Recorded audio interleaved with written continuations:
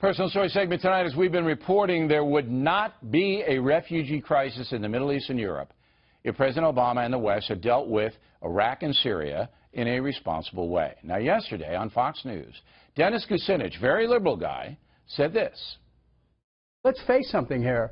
Donald Trump didn't create these wars. Wars create refugees, and President Obama, both in Syria and in Lebanon, has backed conflicts which have created refugees. So that's something that if he's involved in a debate, he should have to answer that. Mr. Kucinich joins us now from Cleveland. So we both agree that President Obama is partially responsible for the refugee chaos, but you're coming at it from a different point of view than I am. So just explain your point of view for us. Well, I'm opposed to U.S. interventionism. It cost our nation dearly, $6 trillion since 9/11. We have a right to defend ourselves, but look, Iraq, that was President Bush's watch, created an enormous amount of refugees. Libya and Syria created a lot of refugees. That was President Obama's watch.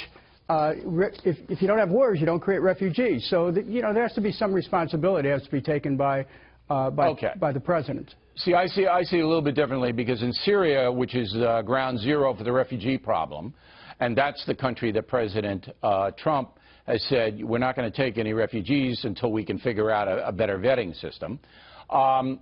There, we didn't really do anything. We didn't intervene. We let Assad, the butcher, kill his people, which created a refugee situation all its own. We had nothing to do with that. Am I wrong? No, Bill, I hate to say this, but you're wrong, because the U.S. has been involved in covert action and working with Turkey, Saudi Arabia, and Qatar in financing jihadists who've come from maybe 100 different countries into Syria to try to knock off the Syrian government and establish a caliphate. All right, so you're saying that covert action against Assad, but that's a small part of it. Assad would have murdered these people anyway. Because they don't like him. No, they would. Oh, come on. They don't like him. I'm not defending Assad. You've got to look at Syria as a pluralist society. The Assad regime has opponents. I've talked to the opponents. They don't want people coming in from outside Syria to try to upend their country. No more than we in America want China coming in. Maybe true, but there still would be refugees because of the civil war in that country.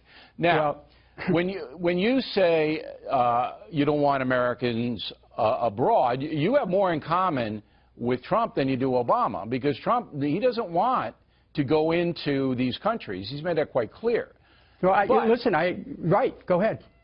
In the suspension of the travel to the United States, what the president is clearly saying, if anybody wants to pay attention, is that these states mentioned, Syria, Iraq, Libya, Somalia, on and on, they don't have any central authority, so anybody can get on a plane and be in Kennedy Airport in 10 hours. And we have to figure out how to vet this, because their governments are all collapsed. That's not an unreasonable position, is it? Well, you know what? I carry this pocket Constitution, and the First Amendment says no religious test. That holds our society together. It's not a religious test. It's a national test on these countries. Not religion. It's a ban on Muslims. If you're Jewish or Christian in those countries, you can't come here either. Well, this is we got to call it what it is. It's a ban on Muslims. America's never had a religious test. It's not a ban on Muslims. If you're a Libyan Christian, you can't come here. You know that's true. Well, there's been some interpretation that said Christians can come in. No, there isn't. We shouldn't have a religious test, and that's, Bill. But we don't have a religious test. This is my Bible. I go by the Constitution. No religious test, and that's a religious test. Where, I like you. This is where you go off the rails. This is where you go off the rails. I present the facts that people in those countries, no matter what religion they are, cannot come here temporarily, and then you pull out your Constitution and totally distort what the order is. No. That's going off the rails. Bill, that is like a compliment for you to tell me that I'm distorting things. I just want to say, Bill O'Reilly, no religious test, period. Now, as far as who created these wars, Donald Trump didn't create the wars. That's pretty obvious. Okay. All right, Dennis, thanks very much. Plenty more ahead as a